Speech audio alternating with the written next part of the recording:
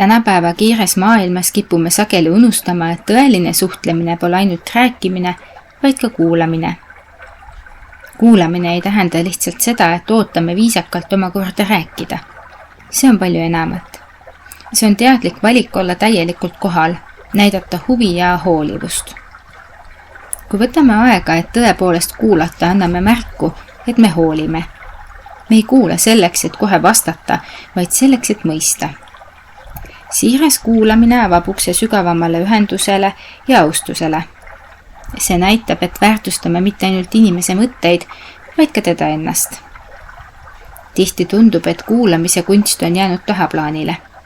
Oleme harjunud jagama oma mõtteid, seisukohti ja arvamusi, mõtlemata, kas oleme andnud teistele võimaluse sama teha. Kuid austuse alus on tasakaal, andmine ja vastuvõtmine. Kui me ei kuula, loome tühimikku, mis võib tekitada arusaamatusi ja distantseerumist. Esmalt on oluline olla kohal. See tähendab, et paneme kõrvale telefoni, lülitame välja häirivad mõtted ja keskendume täielikult vestluskaaslasele. Silmside, noogutamine ja kehakeele kasutamine annavad märku, et oleme tõeliselt kaasatud. Teiseks, esitage küsimusi. Näidake, et soovite rohkem teada saada. Mida sa sellega silmas pidasid? Või kuidas sa ennast selles olukorras tundsid? Võivad olla väikesed küsimused, mis avavad suure dialoogi. Kolmandaks, hoiduge hinnangutest. Kuulates teise inimese lugu võib tekkida kiusatus jagada oma arvamust või kogemust.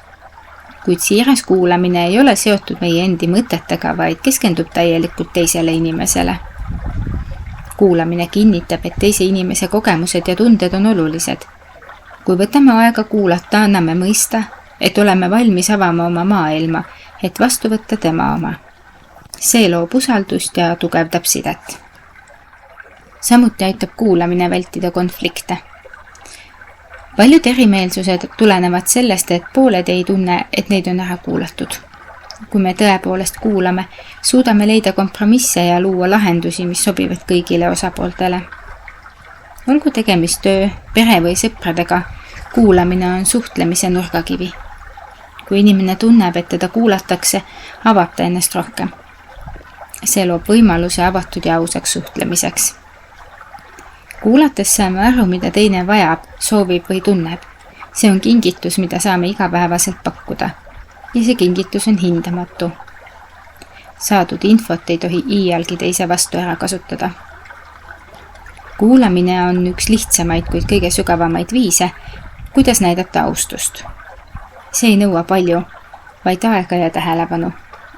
Kuid selle mõju võib olla määramatu. Nii et järgmine kord, kui sul on võimalus kedagi kuulata, tee seda. Mitte ainult kõrva, vaid ka südamega. Aitäh ja peatse kuulmiseni!